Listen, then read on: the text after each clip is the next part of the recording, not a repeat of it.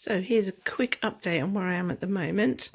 I've given the machine a reasonably good clean over and wiped down with some naphtha and Brand spiritus to clean the slugs. And the type bars, as you can see, they look really nice and clean now. Cleaned all the segment down here, blasted any muck out. And they all work very, very nicely, quite snappy. Quick. Well, there's no ribbon on it, but you can see I've been able to bash out a few letters and things there. It looks like the alignment is okay from what I can see, so I'm quite happy about that. I've been working on the ribbon reverse mechanism, which is down here on the side. You literally just slide this across like that. Now, when I first had the machine with the casing on, I couldn't budge that mechanism there. It wouldn't move at all.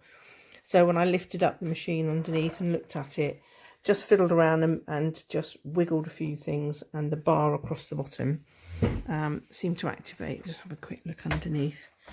You'll see here, that's this mechanism here. And as I put that up and down, you can see it's like on a rocker. Before it was almost jammed, it wouldn't move, but that works lovely now. But I knew this when I was checking the machine out before, that with the ribbon feed, if you look over here, you'll notice this little, it's like a ribbon guide there, sorry, and it's kind of a little plastic housing. Oh, I can't hold it without looking at it. There it goes. Just spins around, goes up and down with the ribbon, and it's like a guide. It looks a bit like a Chicago screw kind of setting. Well, on this side, it was there. You can see it in my hand here, but the top was broken off.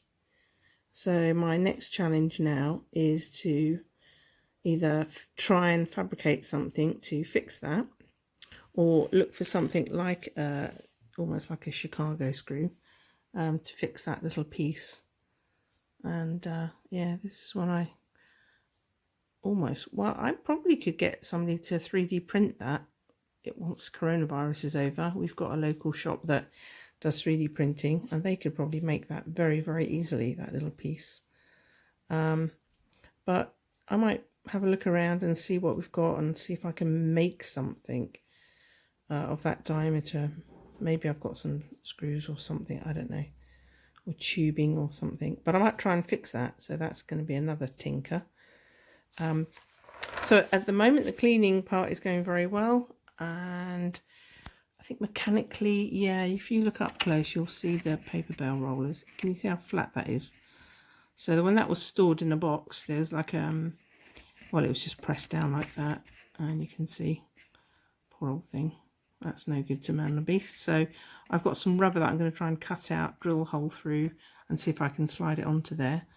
But yeah, it's going very well at the moment, and I'm quite happy with the way it's cleaning up. So let's see how I get on with trying to fix that screw thing. Thank you.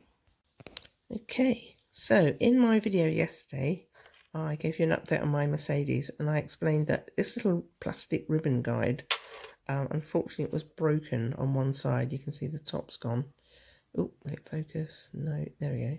The top's quite jagged and broken. And as such, I thought, well, I need to try and, I hope, fix that from whatever I've got at home, try and be resourceful. So the first thing I did was have a quick look in this little box of tricks that I've got here. So this is a box that I have a load of spare parts in for, well, steampunking, because a while ago I made some kind of really cool steampunk goggles. Picked up this old welding glasses from a flea market. Just fancied having a go at steampunking something, so I made those. Got another old pair that I picked up there to work on. But as you can see in here, it's full of bits of old watch, and I think it was an old stopwatch that I had that broke, and there you go, lots of bits and pieces. And can you believe it, in rummaging around, this is what I found. So it's kind of some sort of gear wheel, but underneath it, it has this post, which is virtually the exact diameter, bar a fraction of a millimetre, of the post that I need to replace.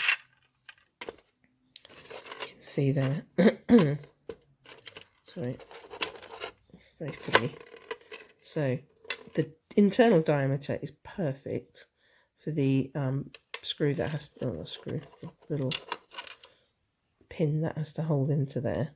So I've put a rivet on the top that I use for my leather work, just to show you. That sits nicely in there, and it's actually, this is fitted on very, very snugly. I've only just tapped that gently on and managed to get the correct depth in here for a ribbon.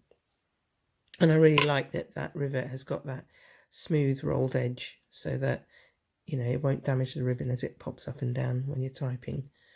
So I think the next thing I have to do is just grind off the bottom of that lip there to hopefully take that gear wheel off, and hopefully grind and continue to remove that section there. I have to make sure that I can fit that tiny little nut at the bottom when it fits back on. But I'm quite confident that I can manufacture something now to fix that. So watch this space, and hopefully next time I come back I've come up with some sort of solution for that. And I'm really pleased to find something metal, because I only wish I had a pair. If I did, I would probably try and make a set of 2 like that, but the plastic one's fine for the now. But it's really going to be a nice smooth edge, which is important for that ribbon. So let's see how that goes. Watch this space. Success! I've managed to manufacture the missing part using things that I had at home. Come on, focus. I super glued that little rivet into the end and managed to grind off just the right amount of that post to get the same length. And I'm really, really pleased with that. It's got the rounded edge of the rivet on the inside, so the ribbon doesn't rub on it. That's got an edge there, so the ribbon won't come off, hopefully. I hope that's wide enough.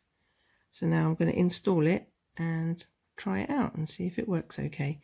I thought about, should I spray it black, but I thought, no, I'll just leave it as it is. If I ever get a spare part for it, great. But if it works, it doesn't matter that it's got that brass look to it. So I'm really pleased that worked, and let's see it fitted on and in place now.